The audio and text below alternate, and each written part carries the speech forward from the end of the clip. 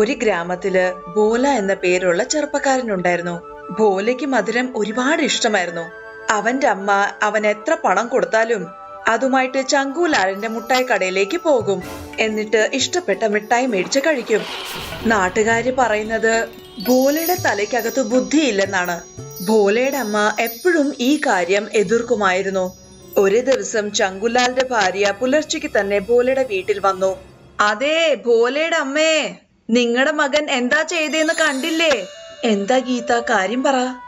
ഞാൻ അമ്പലത്തിൽ പൂജയ്ക്ക് വേണ്ടി 50 രൂപയുടെ മുട്ടായിയാണ് പ്രസാദമായിട്ട് കൊടുക്കാൻ കൊടുത്തത്.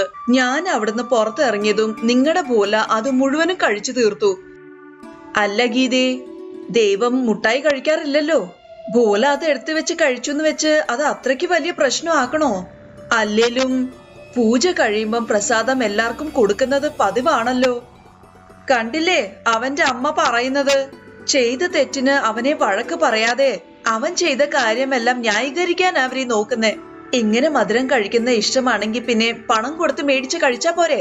ബുദ്ധി നിങ്ങളുടെ ചെറുക്കന് മാത്രമല്ല നിങ്ങൾക്കും ഇല്ലെന്ന് മനസ്സിലായി.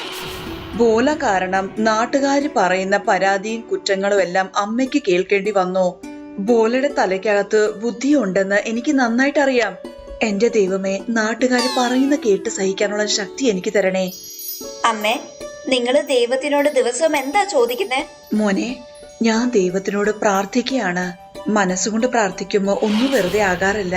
ഒരു ദിവസം ചങ്കുലാൽ കടയില് രസഗുല്ല ഉണ്ടാക്കി.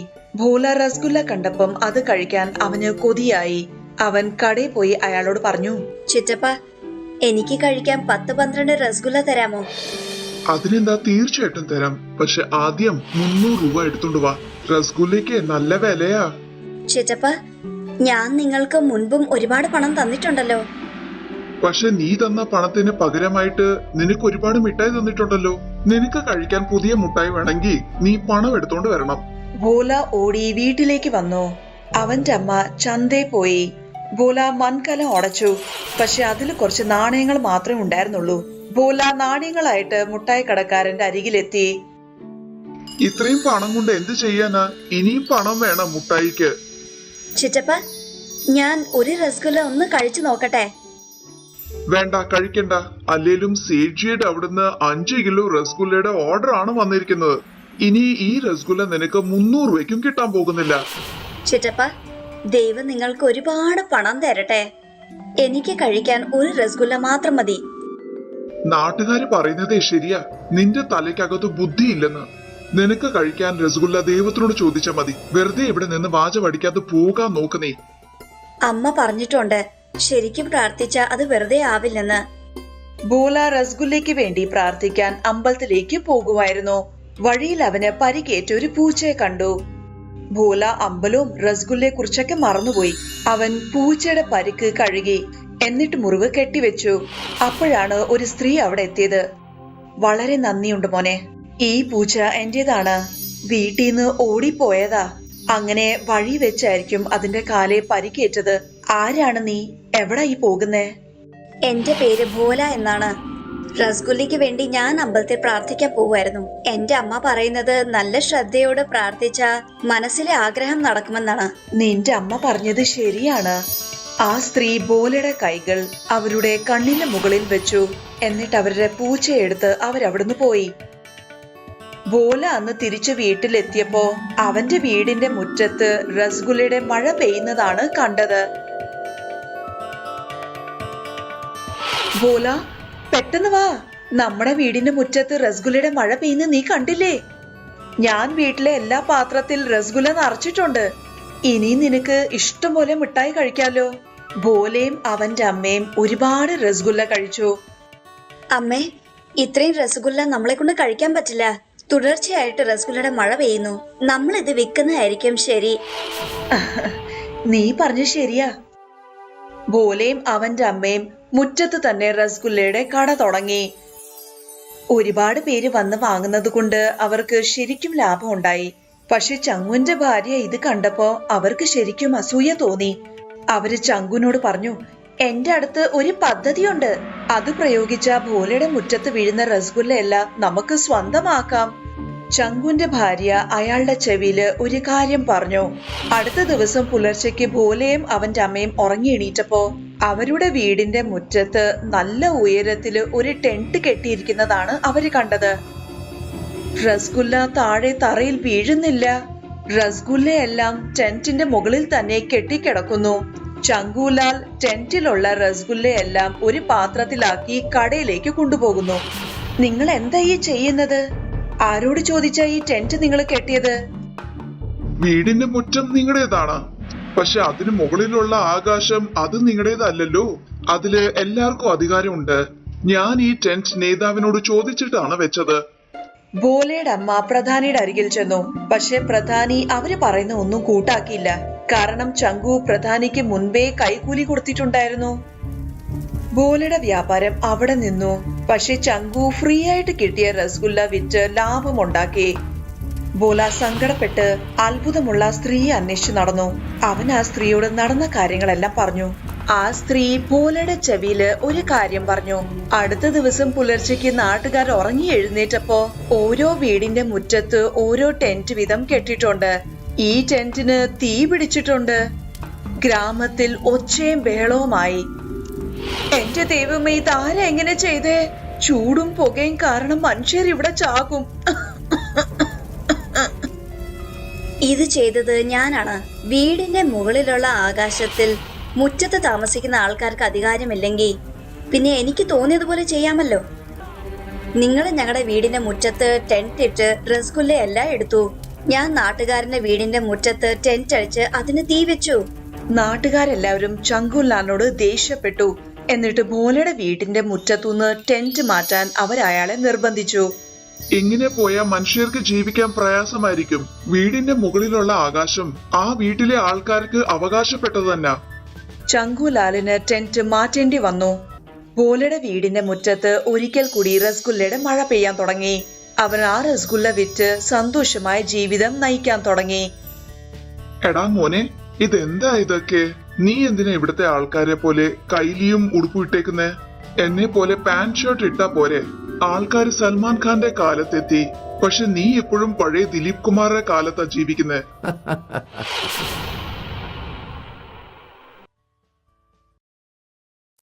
മിലക്പൂർ എന്ന പേരുള്ള സുന്ദരമായ ഒരു ഗ്രാമം ഉണ്ടായിരുന്നു. ഗ്രാമത്തിൽ സാഹിൽ എന്ന പേരുള്ള പാവമാള് ഭാര്യയോടൊപ്പം താമസിക്കുന്നുണ്ടായിരുന്നു. സാഹിൽ പണിയും കഴിഞ്ഞ് തിരിച്ചു വരുമ്പോ ബിർജു എന്ന പപ്പടക്കാരന്റെ കടയിലേക്ക് അയാളുടെ ശ്രദ്ധ പോയി. ബിർജുവിന്റെ പപ്പടം ഗ്രാമം മുഴുവനും ഫേമസ് ആയിരുന്നു. ഗിരിജ ദിവസവും ഉരുളക്കിഴങ്ങും പരിപ്പും കഴിച്ച് ബോറായി കാണുമായിരിക്കും. ഇന്ന് അവൾക്ക് വേണ്ടി പപ്പടം കൊണ്ടുപോയാലോ? അവൾക്കും സന്തോഷമാകും. സാഹിൽ കടയിലേക്ക് പോയി കടക്കാരനോട് പപ്പടം ചോദിച്ചു. നിന്റെ കയ്യിൽ 100 രൂപയുണ്ടോ? 100 രൂപ ഇല്ലല്ലോ ബിർജു ചേട്ടാ, 20 രൂപയേ ഉള്ളൂ. 20 രൂപയ്ക്ക് ഞാൻ ഒരു പപ്പടം പോലും കൊടുക്കാറില്ല. ബിർജു ചേട്ടാ, പപ്പടത്തിന് അത്രയ്ക്ക് വിലയില്ലല്ലോ. പിന്നെ 20 രൂപയ്ക്ക് ഒരു പപ്പടം പോലും തരില്ലെന്ന് പറഞ്ഞാൽ എന്റെ കടയിലെ പ്രീമിയം പപ്പടം മാത്രമേ കിട്ടൂ. നിനക്ക് വില കുറഞ്ഞ പപ്പടമാണ് വേണ്ടെങ്കിൽ വേറെ ഏതെങ്കിലും കടയിൽ ചെന്ന് ചോദിച്ചാ മതി. എന്റെ സമയം പാഴാക്കാതെ ഇവിടെ നിന്ന് പോയി തന്നേ. ഗ്രാമത്തിൽ പപ്പടത്തിന്റെ വേറെ ഒരു കടയും ഇല്ലായിരുന്നു. വളരെ വിഷമത്തോടു കൂടിയാണ് സാഹിൽ അന്ന് വീട്ടിലേക്ക് മടങ്ങിയത്. മനസ്സിൽ സങ്കടമുണ്ടെന്ന് മുഖം കണ്ടപ്പോഴേ ഭാര്യയ്ക്ക് മനസ്സിലായി. എന്തു പറ്റി? ഇന്ന് ഉടമസ്ഥരോട് പിന്നെയും വഴക്കിട്ടോ? ഇല്ല, കാര്യം അതൊന്നുമല്ല. സാഹിൽ ഭാര്യയോട് പപ്പടക്കടയിൽ നടന്ന കാര്യമെല്ലാം തുറന്നു പറഞ്ഞു. എന്നെ സന്തോഷിപ്പിക്കാൻ വേണ്ടി പപ്പടം മേടിക്കാൻ ഉദ്ദേശിച്ചോ? മേടിക്കാൻ കഴിയാത്തതിന്റെ വിഷമമാണോ ഉള്ളത്? സംഭവിക്കുന്നതെല്ലാം നല്ലതിനാണെന്നാണല്ലോ പറയുന്നത്. ഇതിൽ എന്ത് നല്ലത് നടന്നു എന്നാ പറയുന്നേ? ഗ്രാമത്തിൽ വേറെ പപ്പടക്കട ഇല്ലെന്നാണല്ലോ നിങ്ങൾ ഇപ്പൊ എന്നോട് പറഞ്ഞത്. എനിക്ക് ബിർജുനേക്കാ വില കുറഞ്ഞതും നല്ല രുചിയുള്ള പപ്പടം ഉണ്ടാക്കാൻ അറിയാം. നമുക്ക് തന്നെ ഒരു കട തുടങ്ങിയാലോ? നിങ്ങൾ നിങ്ങളുടെ ജോലി വിട്ടോ? അല്ലെങ്കിലും നിങ്ങളുടെ ഉടമസ്ഥൻ തരുന്ന ശമ്പളം വളരെ കുറവാണ്. പക്ഷേ കട തുടങ്ങാൻ നമുക്ക് കുറച്ച് പണമെങ്കിലും വേണമല്ലോ. ഞാൻ എന്റെ സ്വർണം വിൽക്കാം. സാഹിൽ അയാളുടെ ജോലി വിട്ട് ഭാര്യയോടൊപ്പം പപ്പടം വിൽക്കുന്ന ഒരു കട തുടങ്ങി. അയാൾ അയാളുടെ കടയില് നല്ല രുചിയുള്ള വില കുറഞ്ഞ പപ്പടം വിൽക്കുമായിരുന്നു. ഗ്രാമത്തില് പാവപ്പെട്ട ആളായാലും സാഹിലിന്റെ കടയിൽ നിന്ന് രുചിയുള്ള പപ്പടം കഴിക്കുമായിരുന്നു.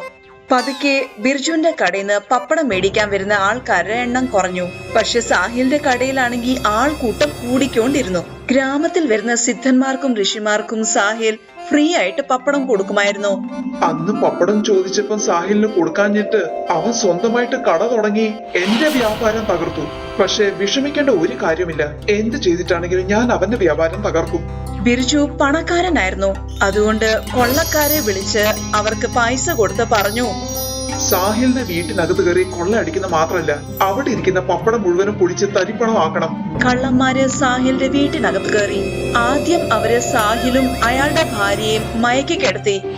എന്നിട്ട് പപ്പടമെല്ലാം നിലത്തിട്ട് കാലുകൊണ്ട് അതിനെ ചവിട്ടി മെതിച്ചു. എന്നിട്ട് പണമെല്ലാം മോഷ്ടിച്ച് അവരവിടുന്ന് പോയി. അടുത്ത ദിവസം സാഹിലിനും ഗിരിജയ്ക്കും ബോധം തെളിഞ്ഞപ്പോ വീട്ടിലിരുന്ന പപ്പടമെല്ലാം തകർന്ന് തരിപ്പണമായി. ഉണ്ടായിരുന്ന പണവും മോഷണം പോയി. സാഹിലും അയാളുടെ ഭാര്യയും വാതിലിനടുത്തിരുന്നുകൊണ്ട് കരയാൻ തുടങ്ങി. അവരുടെ അരികിൽ വിൽക്കാൻ പപ്പടമോ അല്ലെങ്കിൽ പുതിയൊരു വ്യാപാരം തുടങ്ങാനുള്ള പണം പോലുമില്ല. ഒരു സിദ്ധൻ സാഹിലിന്റെ വീട്ടിൽ വന്നു. നിങ്ങൾക്ക് ഈ കാര്യം ഓർമ്മയുണ്ടോ ഇല്ലയോ എന്ന് അറിഞ്ഞൂടാ, പക്ഷെ അന്ന് എനിക്ക് നല്ല വിശപ്പുണ്ടായിരുന്നു. അന്ന് നിങ്ങൾ എനിക്ക് കഴിക്കാൻ ഫ്രീ ആയിട്ട് പപ്പടം തന്നായിരുന്നു. ആ ദിവസം നിങ്ങൾക്ക് തരാനായിട്ട് എന്റെ കയ്യിൽ ഒന്നും തന്നെ ഇല്ലായിരുന്നു. പക്ഷെ ഇന്ന് നിങ്ങൾക്കൊരു ചെടി തരാനാ ഞാൻ വന്നത്. ഇതിനെ നിങ്ങളുടെ മുറ്റത്ത് നട്ടാ മതി. സിദ്ധൻ അവർക്ക് കൊടുത്ത ചെടി സാഹിൽ മണ്ണിനകത്ത് കുഴിച്ചിട്ടപ്പോ തന്നെ അത് വലിയൊരു മരമായിട്ട് മാറി. അതിലുള്ളത് ഇലയ്ക്ക് പകരം പപ്പടമായിരുന്നു. ഗിരിജ അതിൽ നിന്നൊരു പപ്പടം എടുത്തു. എന്നിട്ട് കഴിച്ചു നോക്കി. ഇത്രയും രുചിയുള്ള പപ്പടം എന്നെ കൊണ്ട് പോലും ഉണ്ടാക്കാൻ കഴിയില്ല. മരത്തില് പപ്പടം ഒരിക്കലും കുറയില്ലായിരുന്നു. അതിന്ന് ഒരു പപ്പടം പറിച്ചെടുക്കുമ്പം അതിന്റെ സ്ഥാനത്ത് വേറൊരു പപ്പടം വരുമായിരുന്നു. കണ്ടിട്ട് ഇത് അത്ഭുതമുള്ള ഒരു പപ്പടത്തിന് മരാന്ന് തോന്നുന്നു. സാഹിൽ ആ സിദ്ധനെ അന്വേഷിച്ചു. പക്ഷേ അദ്ദേഹത്തിന് അവിടെ അങ്ങും കാണുന്നില്ല. സാഹിൽ വീട്ടുമുറ്റത്ത് തന്നെ കട തുടങ്ങി. അയാളുടെ പപ്പടത്തിന്റെ വിൽപ്പന ഇപ്പോ പഴയതിനേക്കാൾ 2 ഇരട്ടി കൂടുതലായിരുന്നു. പപ്പടം ഉണ്ടാകുന്ന മരത്തെക്കുറിച്ച് ബിർജു അറിഞ്ഞു. ഈ പ്രാവശ്യം കള്ളന്മാർക്ക് പണം കൊടുക്കേണ്ട ആവശ്യം പോലും വരില്ല. ഞാൻ തന്നെ അവിടെ പോയി ആ മരം അങ്ങ് വെട്ടിക്കളഞ്ഞേക്കാം. ബിർജു രാത്രി 2 മണിക്ക് ആരും കാണാതെ സാഹിലിന്റെ മുറ്റത്ത് പോയി. എന്നിട്ട് ആ മരം മുറിക്കാൻ തുടങ്ങി. മരം പകുതി കൂടുതൽ മുറിഞ്ഞപ്പം ബിർജു ശ്രദ്ധിച്ചു, മുറിഞ്ഞ മരം അയാളുടെ ദേഹത്തോട്ട് ചായുന്നു. ബിർജു വേറെ ഭാഗത്തേക്ക് പോയപ്പം ആ മരം ആ ഭാഗത്തേക്ക് ചാഞ്ഞു. ഇതെന്ത് മരമാണ്? ഞാൻ എവിടെ പോകുന്നുണ്ടോ അത് അങ്ങോട്ട് തന്നെയാണ് ചായുന്നത്. 3 വരെ എണ്ണി നോക്കും. പിന്നെ ഇതിനെ എവിടെ ഇട്ടേച്ച് ഒറ്റ ഒരു ഓട്ടം വെച്ചു കൊടുക്കും. 1 2 3. ബിർജു നല്ല വേഗത്തിൽ ഓടാൻ നോക്കി. പക്ഷെ ആ മരം അയാളുടെ ദേഹത്തോട്ട് തന്നെ വീണത്. അയ്യോ, ഞാൻ ചത്തേ, ആരെങ്കിലും രക്ഷിക്കണേ, ഞാൻ മരത്തിന്റെ അടിയിൽ കുടുങ്ങിയേ, ആരെങ്കിലും ഒന്ന് വന്ന് രക്ഷിക്കണേ.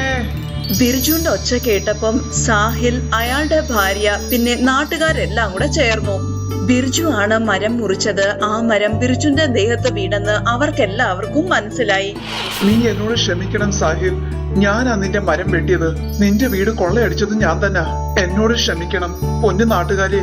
ഞാൻ ഇനി ഒരിക്കലും ഇങ്ങനെ ചെയ്യില്ല. എന്റെ പൊന്നു നാട്ടുകാരെ, എന്നെ ഈ മരത്തിന്റെ അടിയിൽ നിന്ന് പുറത്തു കൊണ്ടുവരൂ. നിന്നെ ഇതിന്റെ അടിയിൽ നിന്ന് പുറത്തു കൊണ്ടുവരണമെങ്കിൽ ഒരൊറ്റ വ്യവസ്ഥ മാത്രമേ ഉള്ളൂ. നീ എന്നേക്കുമായി ഈ ഗ്രാമം വിട്ടു പോകണം. നാട്ടുകാര് ചേർന്ന് ബിർജുവിനെ ആ മരത്തിന്റെ അടിയിൽ നിന്ന് എടുത്തപ്പോ ആ മരം പഴയതുപോലെ നേരെ നിൽക്കാൻ തുടങ്ങി. ബിർജു ആ ഗ്രാമം വിട്ടുപോയി.